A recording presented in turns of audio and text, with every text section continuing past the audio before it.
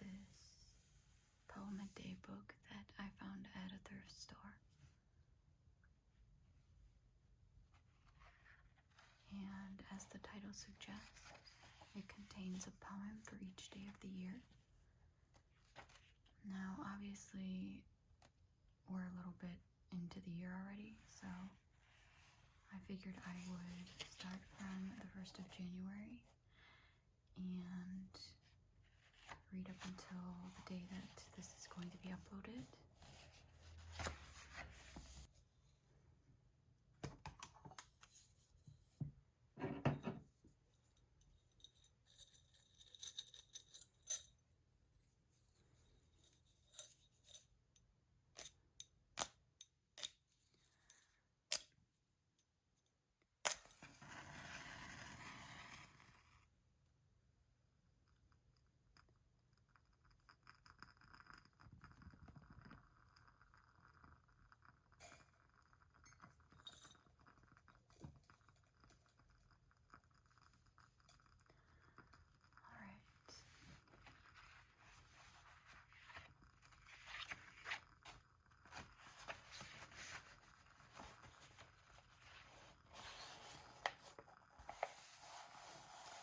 January 1st.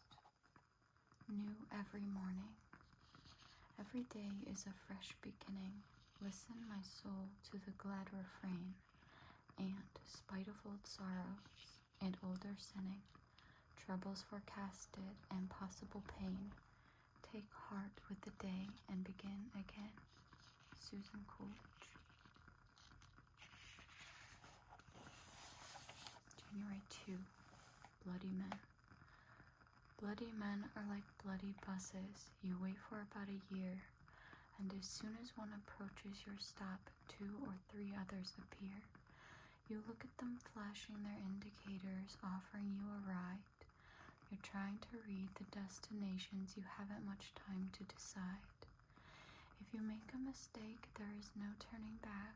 Jump off and you'll stand there and gaze while the cars and the taxis and lorries go by, and the minutes, the hours, the days.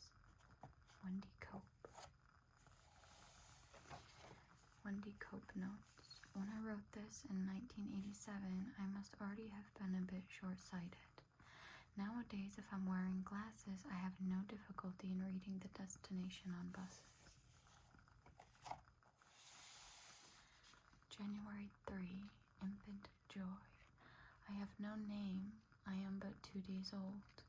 What shall I call thee? I happy am, joy is my name. Sweet joy befall thee. Pretty joy, sweet joy, but 2 days old. Sweet joy I call thee, thou dost smile, I sing the while. Sweet joy befall thee. William Blake. There are children in Shakespeare, and there were nursery rhymes aplenty. But Blake was the first poet to speak to and for small children in their own right and their condition of innocence.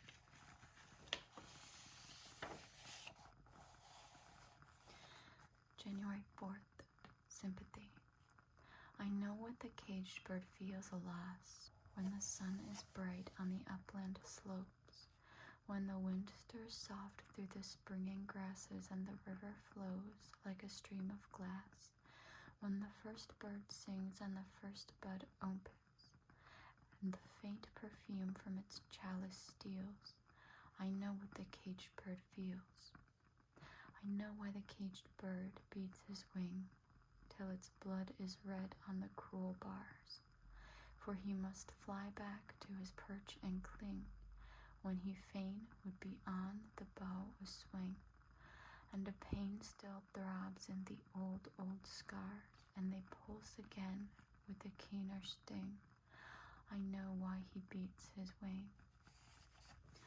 I know why the caged bird sings, ah me, when his wing is bruised and his bosom sore.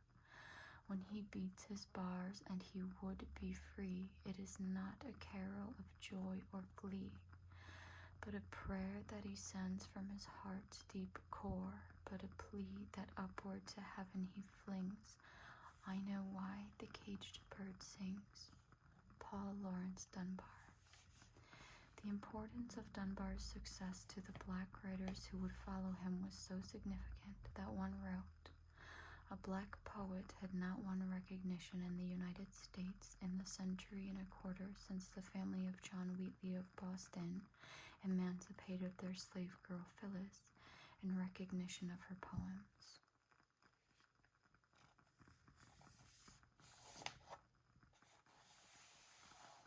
January 5th. Poetry. I fear that I shall never make a poem slippier than a snake, or oozing with as fine a juice as runs in girls or even spruce. No, I won't make, not now or nor later, gnomes as louverly as pertaters. Trees is made by fawns or satyrs, but only taters make pertaters. And trees is grown by sun from God, and so are the sods who need a God. But poetry is like any clue, they just need me and maybe you. Earl Burney. This poem is a parody of the 6 stanza poem Trees by Joyce Kilmer, published in 1914, which starts, "I think that I shall never see a poem lovely as a tree," and which ends, "Poems are made by fools like me, but only God can make a tree." Earl Burney grew up in Calgary and on a farm in British Columbia. In the 1930s, he had to leave the States because of his involvement in Trotskyist causes. He served in the Canadian Army from 42 to 45 and was an active writer until a severe heart attack in 1980. His poetry collections include Gnomes and Bucolics and other stanzas. His memoirs are entitled Child Addict in Alberta, and he edited 20th century Canadian poetry. Interesting. January 6th. From 12th night, sweet and 20. O mistress mine, where are you roaming? O stay and hear your love, true love's coming. That can sing both high and low, trip no further, pretty sweeting. Journey's end in lovers' meeting. Every wise man's son doth know what is love, 'tis not hereafter. Present mirth hath present laughter. What's to come is still unsure. In delay there lies no plenty. Then come kiss me, sweet and 20. Youth's a stuff will not endure. William Shakespeare. On this day in 1601, 12th night was entered on the stationer's register. This song is sung by the Clown Fest in 12th night, or 2 of the comic characters Andrew Aguecheek and Sir Toby Poach. Fest offers a love song or a song of good life. Sir Toby replies a love song, and Andrew agrees, saying, I care not for good life. Also on 6th January in 1586, John Shakespeare, William's father, was deprived of his alderman's gown as a consequence of his long absence from Stratford-on-Avon council meetings. January 7th, Sonnet 115. All we were going strong last night this time. The moths were flying and the frozen daiquiris were drowning supine on the floor they lie. Listening to Schubert, grievous and sublime, my head was frantic with the following rhyme. It was a good evening, an evening to please. I kissed her in the kitchen, ecstasies. Among so much good we tamp down the crime. The weather's changing. This morning was cold, as I made for the grove without expectation, some 100 sonnets in my pocket old, to read her if she came. Presently the sun yellowed the pines, and my lady came not. In blue jeans and a sweater, I sat down and wrote. John Berryman. When Berryman was still a child, his father died of gunshot wounds, probably by suicide. Berryman won a scholarship to Cambridge University. At Princeton University, where he was a creative writing fellow from 1943 to 1944, he completed many of the poems later published as Berryman's sonnets. In Dream Songs he wrote, "I'm cross with God who has wrecked this generation. He gorged on Sylvia Plath. That was a first-rate haul. He left alive fools I could number with a kitchen knife." His novel Recovery admitted his struggle with alcoholism. He married 3 times. Some of these little explanations don't seem very relevant, but who am I? January the 8th, Moonlight. It will not hurt me when I am old. A running tide where moonlight burned will not sting me like silver snakes. The years will make me sad and cold. It is the happy heart that breaks. The heart asks more than life can give. When that is learned, then all is learned. The waves break fold on jeweled fold, but beauty itself is figurative. It will not hurt me when I am old. Sarah Teasdale. Strange Victory, Teasdale's final volume of poetry, containing just 22 short poems, is arguably her best. In retrospect, the title seems not without its irony, since this literary achievement could not sustain the poet as her health declined and she faced the fear of spending her last days as an invalid dependent on others. Teasdale died from taking an overdose of barbiturates. A lot of these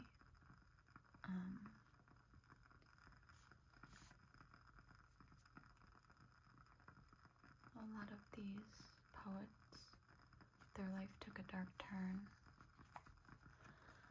in the end. It's mostly haunted people that tend to write poetry, I find.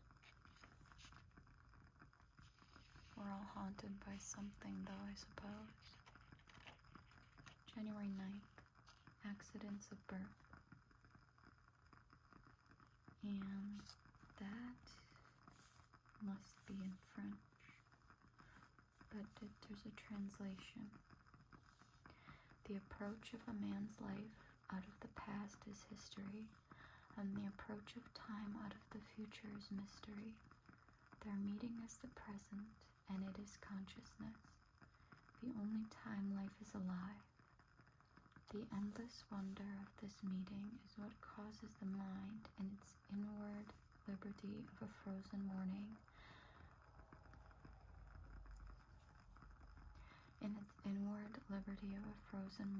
to turn back and question and remember. The world is full of places. Why is it that I am here? The Long-Legged House, Wendleberry.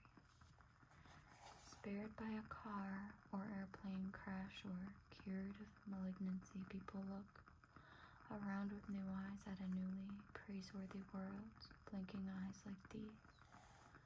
For I've been brought back again from the fine silt, the mud where our atoms lie, down for long naps, and have also been pardoned miraculously for years by the lava of a chance which runs down the world's gullies, silting us back.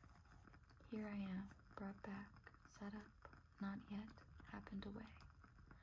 But it's not this random life only, throwing its sensual astonishments upside down on the bloody membranes behind my eyeballs. Not just me being here again, old, neater, looking for someone to need, but you up from the clay yourself.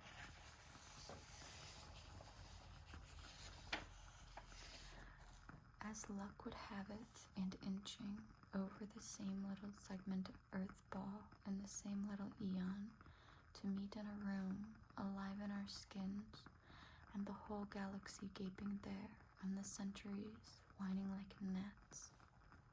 You to teach me to see it with you, and to offer somebody uncomprehending, impotent thanks.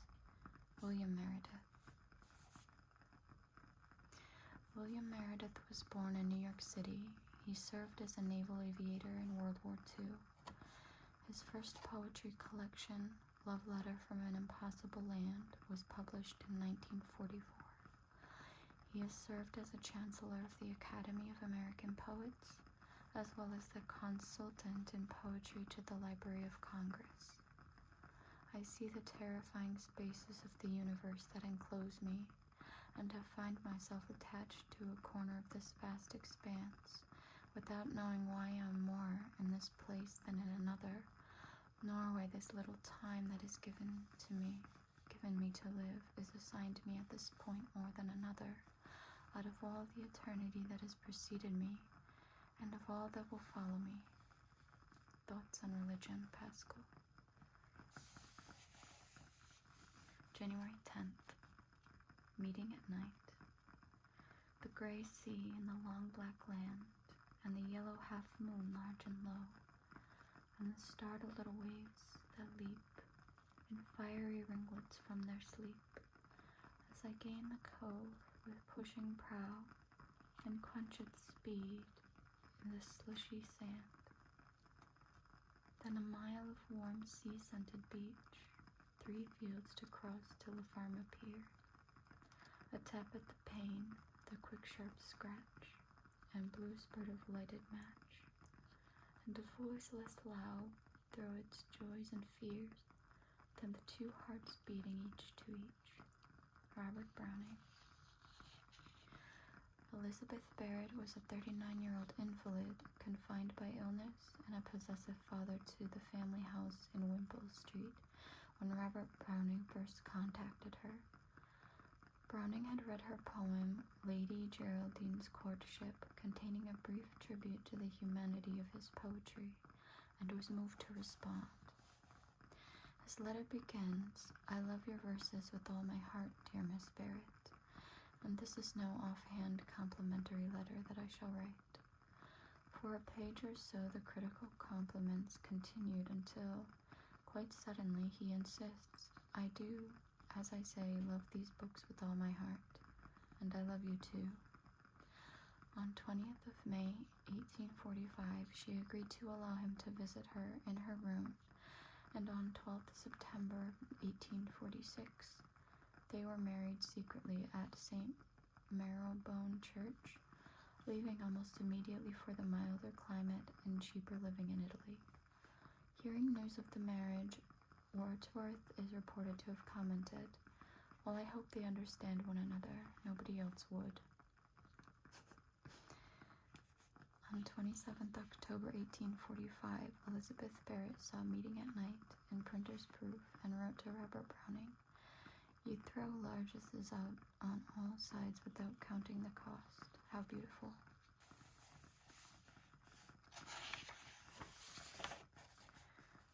January 11th. The Voice. Woman much missed, how you call to me, saying that now you are not as you were, when you had changed from the one who was all to me, but as at first, when our day was fair. Can it be you that I hear? Let me view you then, standing as when I drew near to the town, where you would wait for me, yes, as I knew you then, even to the original air-blue gown. Or is it only the breeze and its listlessness, traveling across the wet mead to meet here, you being ever dissolved to wan listlessness, heard no more again, far or near? Thus I, faltering forward, leaves around me falling, wind oozing thin through the thorn from norward, and the woman calling. Thomas Hardy. Hardy's strained marriage to his first wife, Emma Gifford, nevertheless resulted in moving love poetry after her death in 1912. At his own death in 1928, his heart was buried with Emma in Dorset, and his ashes were placed in Westminster Abbey next to those of Charles Dickens. January 12th. Don't be literary, darling. Don't be literary, darling, don't be literary. If you're James in the morning, you're Hemingway in bed. Don't talk of yourself in the style of your own obituary, for who cares what they say of you after you're dead? Don't be always a thought ahead and a move behind, like a general reconnoitering dangerous ground. This is a game it's much better to enter blind, and the one who wins is the one who is caught and bound. If you can't be straight, then just say nothing instead. I'll know what you mean much better than if it was said. Sasha Morrison. Sasha Morrison was one of the BBC's first female producers. Encouraged by Dylan Thomas, she brought the poems of Ted Hughes, Philip Larkin, and her friend Tom Gunn to a radio audience, while they were still relatively unknown. The author of 2 novels, she also edited the education magazine Where, and had a regular column in The Listener. Married to Michael Young, she became involved with many of his projects, including the Open College of the Fine Arts and the Consumers Association. As well as being a poet, she was a painter, photographer, sculptor, and talented organizer. Her poems were published for the first time jointly with Michael Young's by Carcanet in November '94 in a book entitled Your Head and Mine. January 13th. My life closed twice before its close. My life closed twice before its close. It yet remains to see if immortality unveil a third event to me, so huge, so hopeless to conceive as these that twice befell. Parting is all we know of heaven and all we need of hell. Emily Dickinson. On this day in 1854, Emily Dickinson wrote from Amherst to the Reverend Edward Everett Hale. You were the pastor of B.F. Newton, and I've often hoped to know if his last hours were cheerful and if he was willing to die. Mr. Newton was with my father 2 years. He became to me a gentle yet grave preceptor, teaching me what to read, what authors to admire, what was most great of our beautiful in nature, and there's that sublime lesson of faith in things unseen and in a life again. He was an elder brother, loved indeed very much, and mourned and remembered. Benjamin Newton had been a law student with her father, and she had been 18 when he left. He married and died not long after in 1853. This has been conjectured to be the first parting to which Emily refers in this poem. The second could be the loss of her much-loved spiritual advisor, Reverend Charles Wadsworth, who left New York for California in 1862. As she put it in a letter to Thomas Buntworth Higginson, written when she was 32. When a little girl, I had a friend who taught me immortality, but venturing too near himself, he never returned. Soon after, my tutor died, and for several years my lexicon was my only companion. Then I found one more, but he was not contented I be his scholar, so he left the land. January 14th. First they came for the Jews. First they came for the Jews, and I did not speak out, because I was not a Jew. Then they came for the communists, and I did not speak out, because I was not a communist. Then they came for the trade unionists, and I did not speak out, because I was not a trade unionist. Then they came for me, and there was no one left to speak out for me. Pastor Niemöller. German Lutheran pastor Martin Niemöller was an ace submarine commander in World War I and offered to serve in the German Navy in World War II, despite his outspoken opposition to Hitler. In retaliation for his preaching against the Führer, his house was ransacked by the Gestapo, and he was imprisoned for 7 years in Sachsenhausen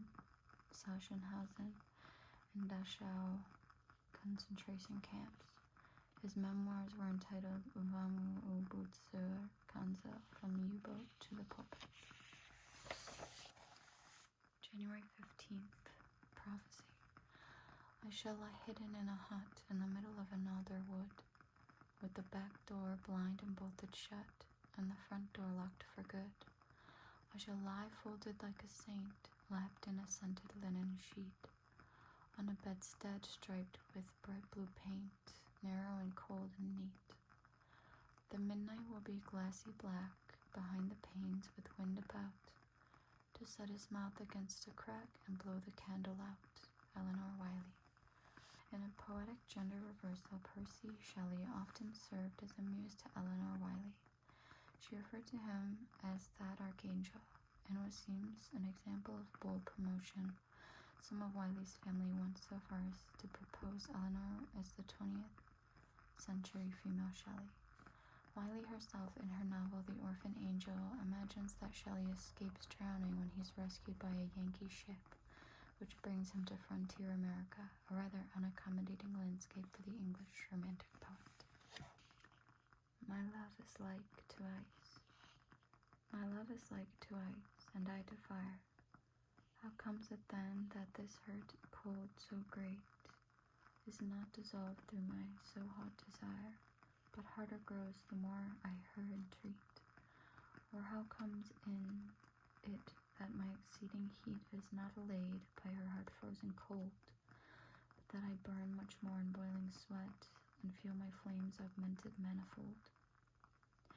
What more miraculous things may be told, that fire which all things melts should harden ice, and ice which is congealed with senseless cold should kindle fire by wonderful device.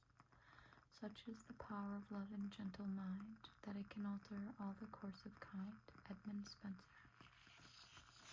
Spenser was the son of a clothmaker in East Smithfield, and became a sizar or poor scholar at Pembroke Hall, Cambridge. He entered the household of the Earl of Leicester in 1579, and got to know Sir Philip Sidney. In return for crushing rebellion and settling Munster, he acquired Kilcolman Castle in County Cork. Sir Walter Raleigh visited him there and persuaded him to take the first 3 books of his epic poem, Faerie Queene, to court. Spenser's previous published attack on Queen Elizabeth's match with the Duke d'Alençon helped prevent preferment, however, and he returned to his Irish exile.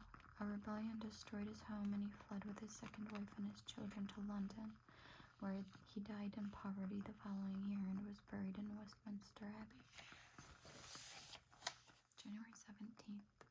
I am not I. I am not I. I am this one, walking beside me whom I do not see, whom at times I manage to visit, and at other times I forget. The one who remains silent when I talk, the one who forgives sweet when I hate, the one who takes a walk when I'm indoors, the one who remains standing when I die.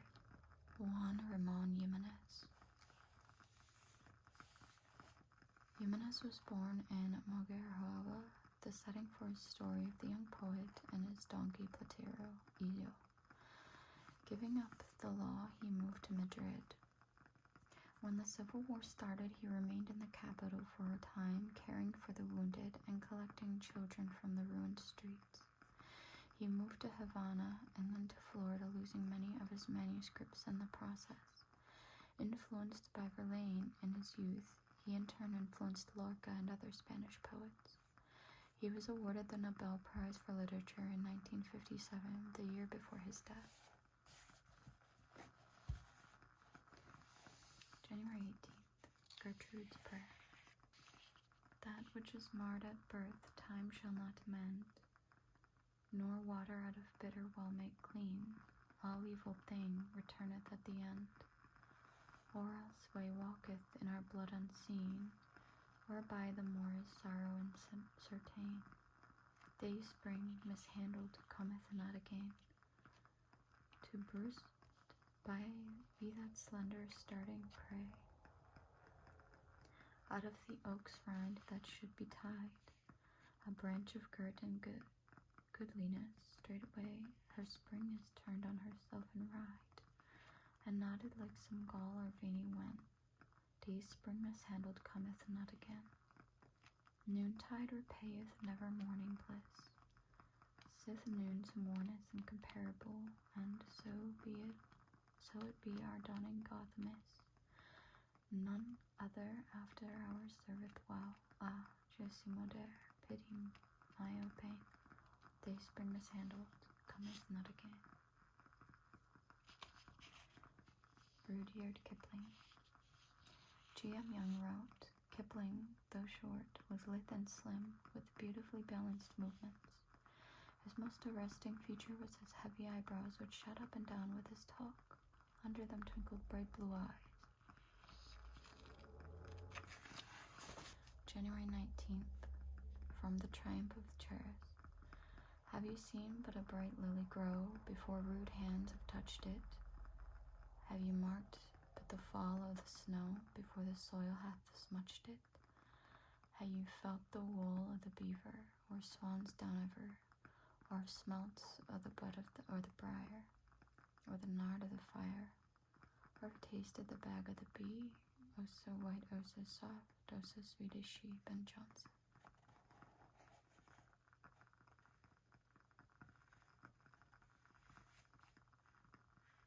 January 20th. From Love's Labours Lost. When icicles hang by the wall, and Dick the shepherd blows his nail, and Tom bears logs into the hall, and milk comes frozen home and pale, when blood is nipped and ways be foul, the nightly sings the staring owl, to it to woo a merry note, while greasy Joan doth keel the pot. When all aloud the wind doth blow, and coughing drowns the parson's saw, and bird sits brooding in the snow, and Marian's nose looks red and raw. When roasted crabs hiss in the bowl, then nightly sings the staring owl, to it to woo a merry note, while greasy Joan doth keel the pot. William Shakespeare. Coming as it does at the very end of the play, this simple rustic song contrasts sharply with the cleverness and pedantry that permeate Love's Labours Lost. Granville Barker remarked, the play finishes as a play of merrymaking should, with everyone ranged for our last look at them. Blowing on his nails to warm his hands, a phrase associated with enforced idleness during cold spells.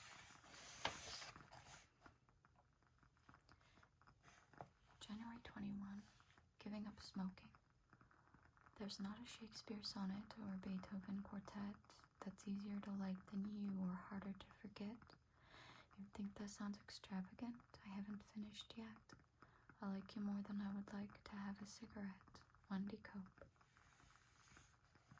I gave up smoking on 21st January 85 and wrote this a couple weeks later.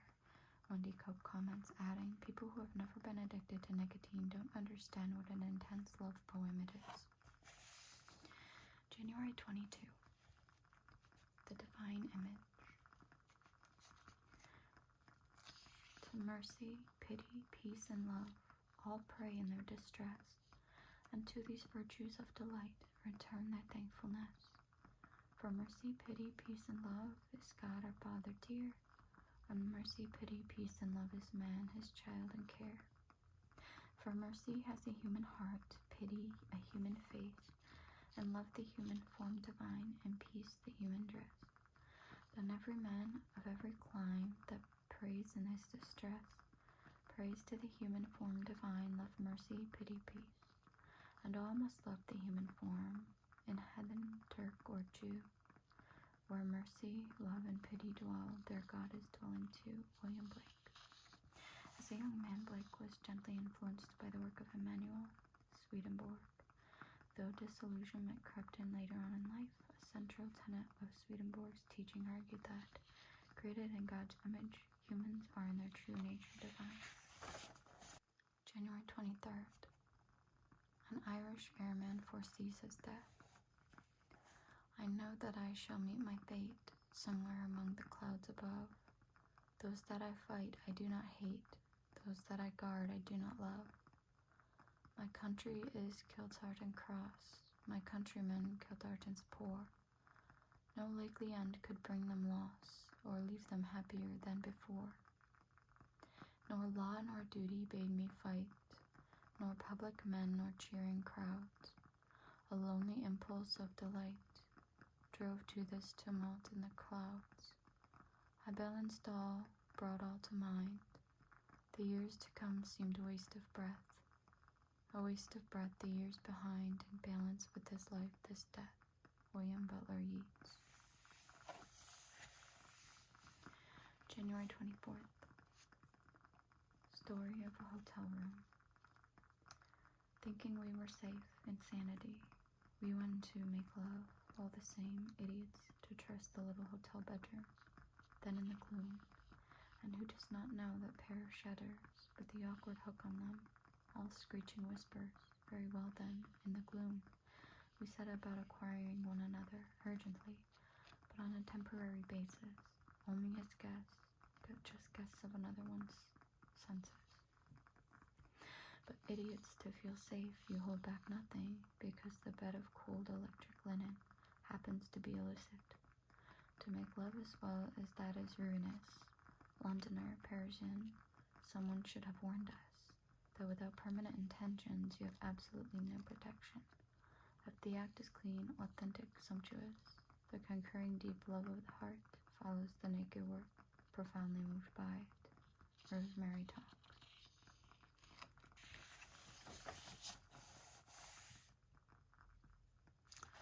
My love is like a red, red rose. January 25th. My love is like a red, red rose that's newly sprung in June. My love is like the melody that's sweetly played in tune. As fair art thou, my bonny lass, so deep in love am I, and I will love thee still, my dear, till a' the seas gang dry. Till a' the seas gang dry, my dear, and the rocks melt with the sun, and I will love thee still, my dear, while the sands of life shall run. And fare thee well, my only love, and fare thee weel a while, and I will come again, my love, though it were 10,000 miles. Robert Burns.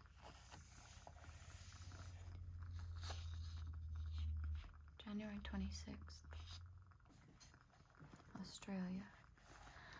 Last sea thing dredged by sailor time from space, are you adrift Sargasso, where the west in Halcyon calm reveals her fatalness? Or Delos of a coming sun god's race, are you for light and trimmed with oil in place? Or but a will-o-wisp on marshy quest, a new demesne for mammon to infest? Or lurks millennial Eden neath your face? The cenotaphs of species that elsewhere, that in your limits leap and swim and fly, or trail uncanny harp strings from your trees, mix omens with the auguries that dare to plant the cross upon your forehead sky, a virgin helpmate, ocean at your knees. Bernard Dodd.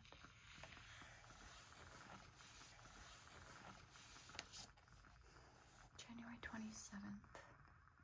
Jabberwocky, from Through the Looking Glass. 'Twas brillig, and the slithy toves did gyre and gimble in the wave. All mimsy were the boragos, and the mome wreaths outgrabe. Beware the jabberwock, my son, the jaws that bite, the claws that catch.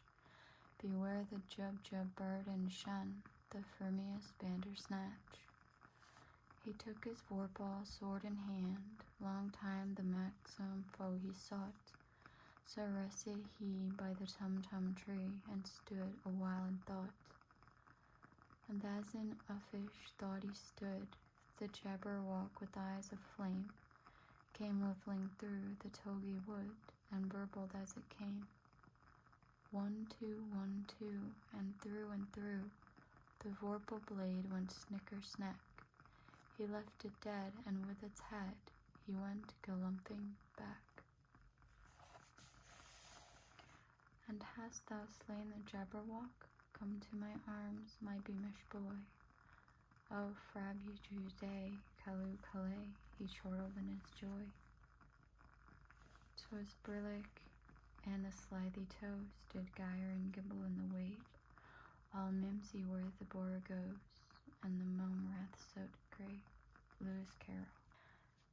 Some critics consider Jabberwocky, with its portmanteau words, to be a burlesque of Edmund Spenser's word coinages. Take care of the sounds, Carroll advised, and the sense will take care of itself. Some of the nonsense words in it, such as chortle and burble, have since entered normal usage. The poem appeared in Through the Looking Glass, published in 1871, a sequel to Carol Alice's Adventures in Wonderland of 1865.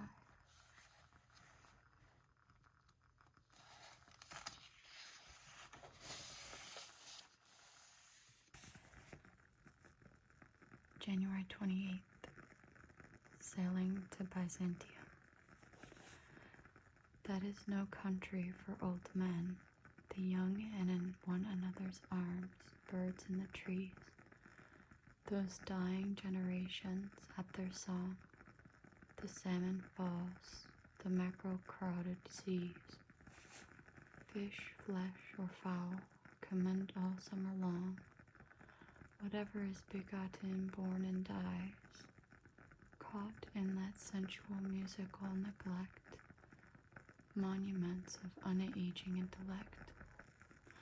An aged man is but a paltry thing, a tattered coat upon a stick, unless soul clap its hands and sing, and louder sing, for every tatter in its mortal dress. Nor is there singing school but studying, monuments of its own magnificence, and therefore I have sailed the seas and come to the holy city of Byzantium. O sages standing in God's holy fire, as in the gold mosaic of a wall, come from the holy fire, burn in a gyre, and be the singing masters of my soul. Consume my heart away, sick with desire, and fasten to a dying animal. It knows not what it is, and gather me into the artifice of eternity. Once out of nature I shall never take my bodily form from any natural thing, but such a form as Grecian goldsmiths make, of hammered gold and gold enameling, to keep a drowsy emperor awake, or set upon a golden bough to sing to lords and ladies of Byzantium of what is past or passing or to come. William Butler Yeats. The typescript of this poem is dated 26 September 1926 for a BBC Belfast broadcast of his poems in 1931. Yeats wrote, "Now I am trying to write about the state of my soul, for it is right for an old man to make his soul, and some of my thoughts on the subject I have put into a poem called Sailing to Byzantium." When Irishmen were illuminating the Book of Kells and making the jeweled croziers in the National Museum, Byzantium was the center of European civilization and the source of its spiritual philosophy, so I symbolized the search for the spiritual life by a journey to that city. January 29th, Sister. Triune shaping restless power, life flow from life's natal hour. No music chords are in thy sound, by some thou'rt but a rattle found. Yet without thy ceaseless motion, to ice would turn their dead devotion. Life flow of my natal hour, I will not weary of thy power, till in the changes of thy sound, a chord's three parts distinct are found. I will faithful move with thee, God-ordered self-fed energy, nature in eternity. Margaret Fuller.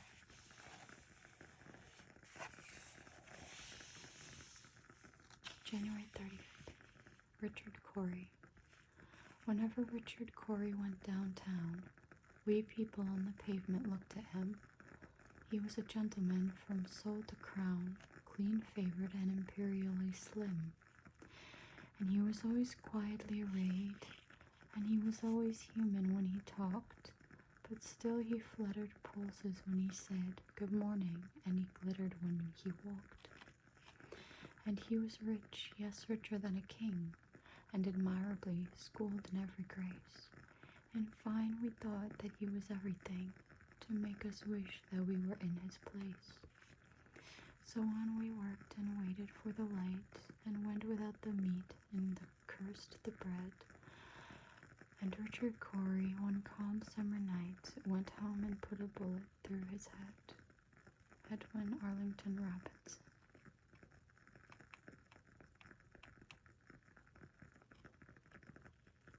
Robinson's parents so wanted a girl that the poet went without a name for 6 months after his birth, until people outside the family had the idea to put male names on pieces of paper and draw them from a hat. The man who wrote Edwin happened to live in Arlington, Massachusetts. I always found that kind of rather messed up that people have a preference for the gender of their child. Like, why? Who cares? It's a human. January 31st. The Song of Wandering Angus. I went out to the hazel wood because a fire was in my head, and cut and peeled a hazel wand, and hooked a berry to a thread. And when white moths were on the wing, and moth-like stars were flickering out, I dropped the berry in a stream and caught a little silver trout. When I had laid it on the floor, I went to blow the fire flame, but something rustled on the floor, and someone called me by my name. It had become a glimmering girl with apple blossom in her hair, who called me by my name and ran and faded through the brightening air. Though I am old with wandering through hollow lands and hilly lands, I will find out where she has gone and kiss her lips and take her hands, and walk among long dappled grass, and pluck till time and times are done, the silver apples of the moon, the golden apples of the sun. William Butler Yeats.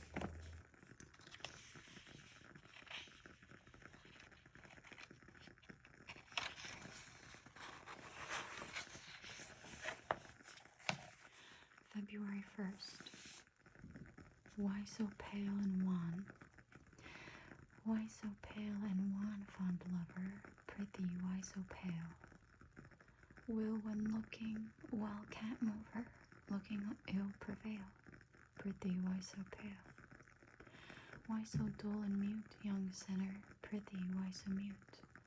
Will, when speaking well, can't win her, say nothing ducked. Prithee, why so mute? Quit, quit, for shame, this will not move, this cannot take her. If of herself she will not love, nothing can make her, the devil take her. Sir John Suckling.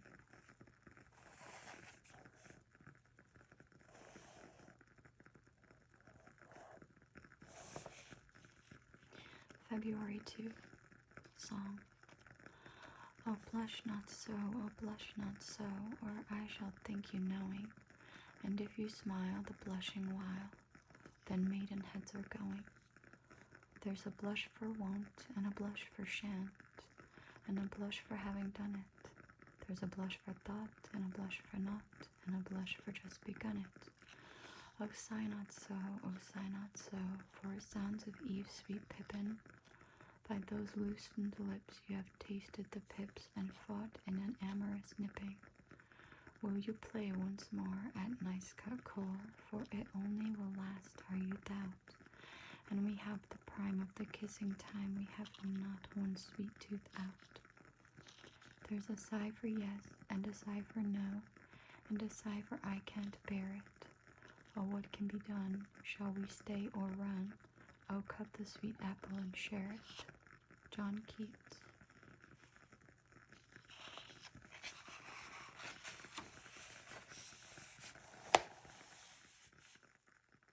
February 3rd. The Scholars. Bald heads forgetful of their sins, old learned respectable bald heads, edit and annotate the lines that young men tossing on their beds. rhymed out in love's despair to flatter beauty's ignorant ear. All shuffle there, all cough in ink, all wear the carpet with their shoes. All think what other people think, all know the man their neighbor knows. Lord, what would they say did their catalyst walk that way? William Butler Yeats. Okay, he's 3 for 3 now.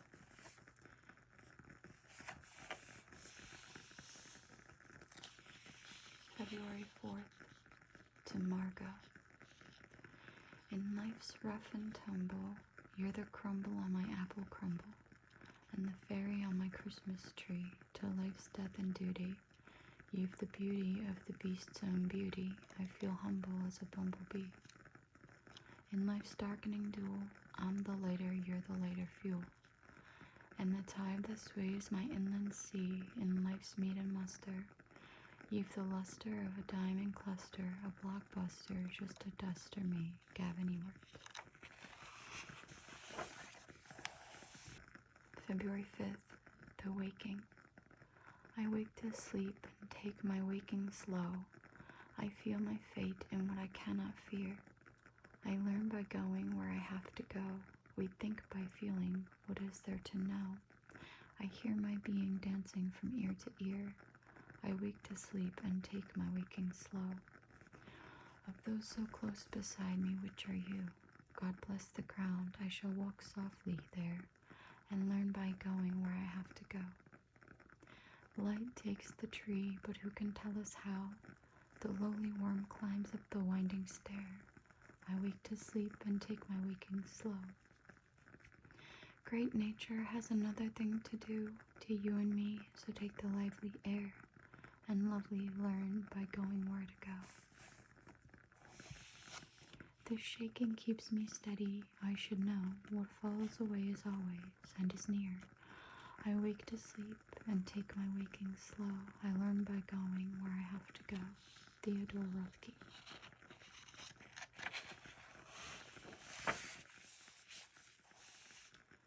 February 6th, the passionate shepherd to his love.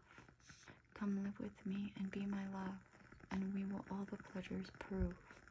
The valleys, groves, hills, and fields, woods or steepy mountain yields.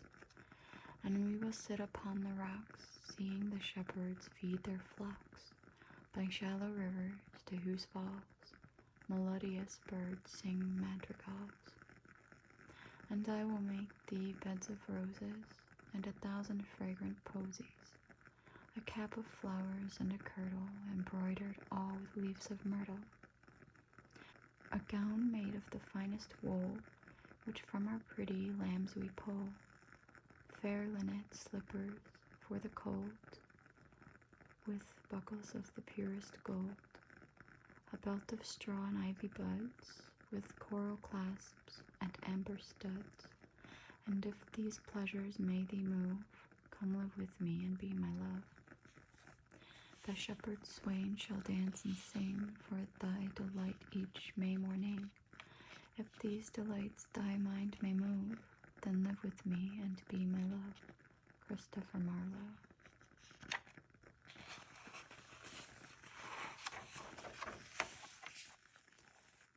February 7th.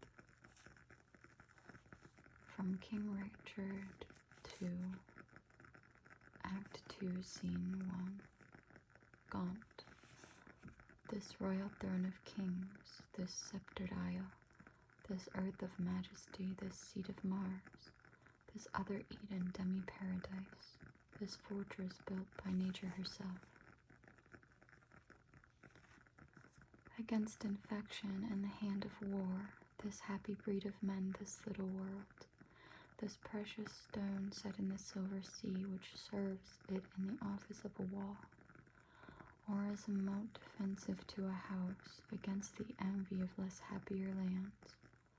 This blessed plot, this earth, this Rome, this England, this nurse, this teeming womb of royal kings, feared by their breed and famous by their birth, renowned for their deeds as far from home, for Christian service and true chivalry, as is the sepulchre and stubborn Jewry, of the world's ransom, Blessed Mary's Son.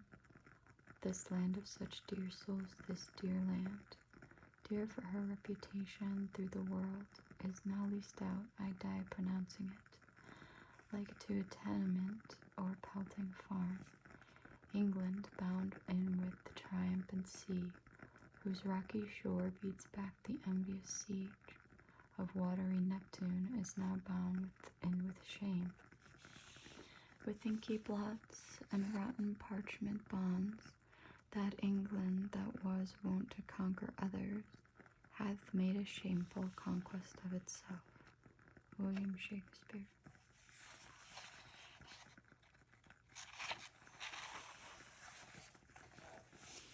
February 8th. One art.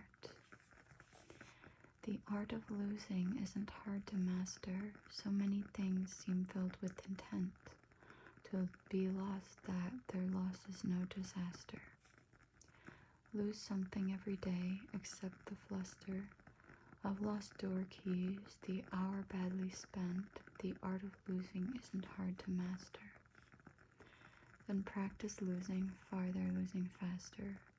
Places and names and where it was you meant to travel, none of these will bring disaster. I lost my mother's watch, and look, my last door. Next to last of 3 loved houses went. The art of losing isn't hard to master. I lost 2 cities, lovely ones, and faster. Some realms I owned, 2 rivers a continent. I missed them, but it wasn't a disaster. Even losing you, the joking voice, a gesture, I love, I shan't have lied, it's evident. The art of losing's not too hard to master, though it may look like, write it, like disaster. Elizabeth Bishop.